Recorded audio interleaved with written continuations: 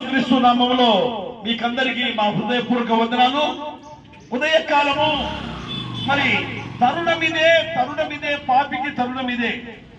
మరి ఎన్నో సినిమాలు సీరియల్ చూస్తున్నాం.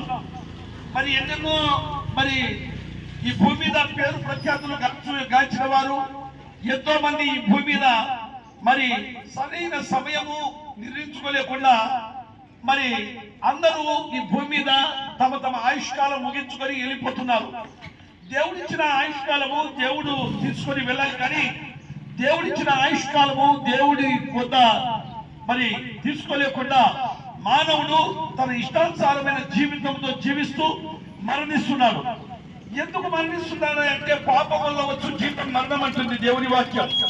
ఏలయనగా మరి మనుషులందరూ చేసిన పాపము దేవుడు అనుగ్రహించలేకుండా ఇష్టానుసారమైన జీవితాలు జీవించి మానవుడు మరి దేవుడు ఇచ్చిన ఆ గొప్ప రాజ్యానికి కోల్పోతున్నాడు. ఓ సోదరి సోదరులారా, అందుకే 2020 సంవత్సరాల క్రితం ప్రభు అయిన యేసుక్రీస్తు ఈ భూమి దిగి వచ్చి సర్వ మానవాళి కోసం ఆయన ఒక గొప్ప విఘ్నం గావించాడు. మానవుడు చనిపోయి పాతాళానికి అగ్నిగుండానికి వెళ్ళిపోతున్నారన్న నగ్న సత్యాన్ని తెలుసుకొని ప్రభు అయిన యేసుక్రీస్తు ఈ భూమికి వచ్చి మానవులందరికీ తన ప్రాణాన్ని పెట్టాడు.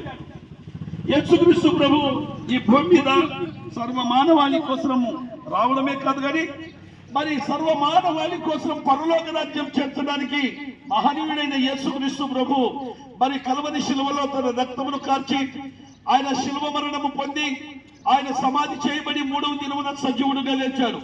సజీవుడైన యేసుక్రీస్తు ప్రభు సెలవిస్తున్నాడు, నేనే మార్గమును, నేనే సత్యమును, నేనే జీవమును, నా ద్వారా తప్ప ఎవడును తండ్రి ఎందుకు రాడని.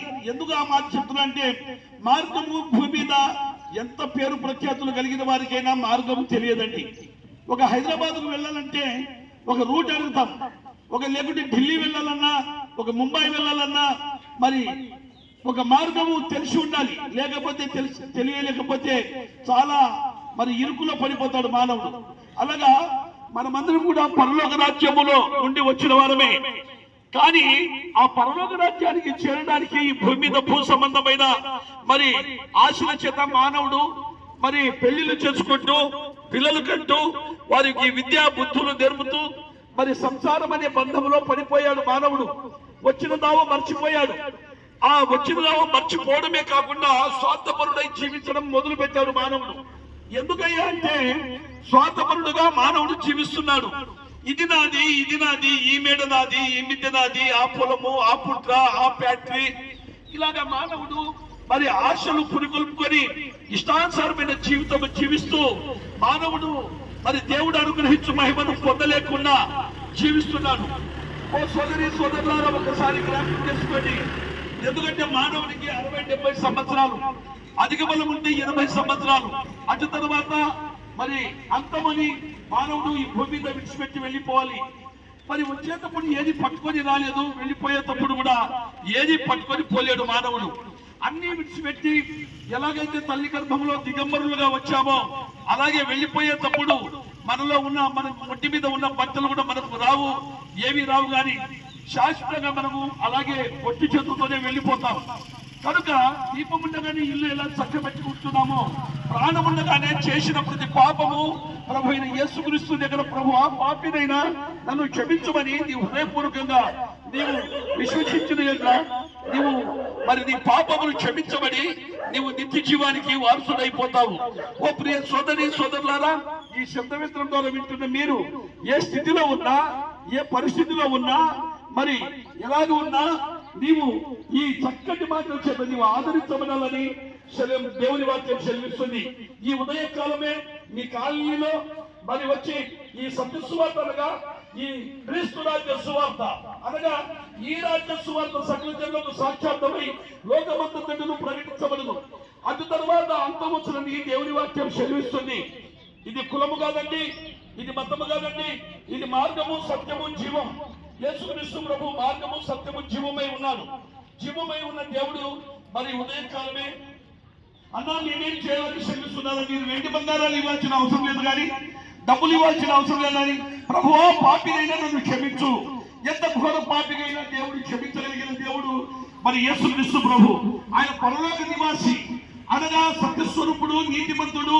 అటువంటి నీతిమంతుడైన యేసు ప్రభు ఆయన పరిశుద్ధమైన రక్తం ద్వారా నేను కడిగి నీతిమంతుడుగా చేయాలని భూమి దిగి వచ్చాడు. ఎంత గొప్ప విశేషం అండి! ఎవరు చేయలేని పాపాన్ని ఆయన తీసివేసి అలాంటి గొప్ప మరి పరలోక రాజ్యం ఇవ్వడానికి వచ్చిన మహనీయుడు ఆయన యేసుక్రీస్తు ప్రభు అంటున్నాడు, నేనే మార్గము, నేనే సత్యము, నేనే జీవము.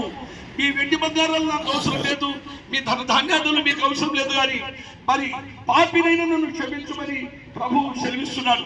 మరి ఒకసారి ఆలోచించండి సోదరి సోదరులారా, ఈ శబ్దం ద్వారా వింటున్న మీరు మరి ఏ స్థితిలో ఉన్నా, ఏ పరిస్థితిలో ఉన్నా, మరి ఎక్కడ ఉన్నా సరే మీరు ప్రభువు నమ్మితే నిత్య జీవానికి వెళ్ళిపోతారు.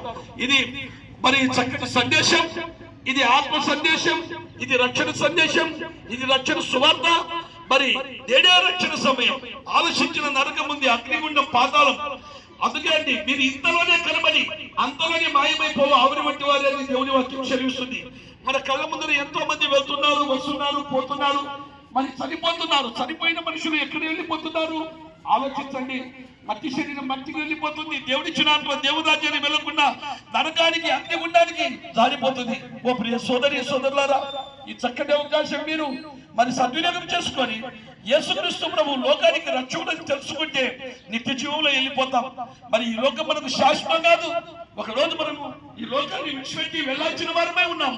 మరి నేననే సమయం ఉండగానే మరి ప్రభువా, పాపిని నన్ను క్షమించు, నా కంటి ద్వారా, నా నోటి ద్వారా, నా హృదయం ద్వారా, నా అంతరంగం ద్వారా పాపం ఉందయ్యా, నన్ను ఒకసారి క్షమించు ప్రభువా అని నీ హృదయపూర్వకంగా, నీ పూర్ణాత్మతో, నీ పూర్ణ బలం చేత, నీ పూర్ణ శక్తి చేత ప్రభుని సేవిస్తే నిత్య జీవంలో వెళ్ళిపోతా. ప్రభువుకు మీరు ఏమి ఇవ్వాల్సిన అవసరం లేదు.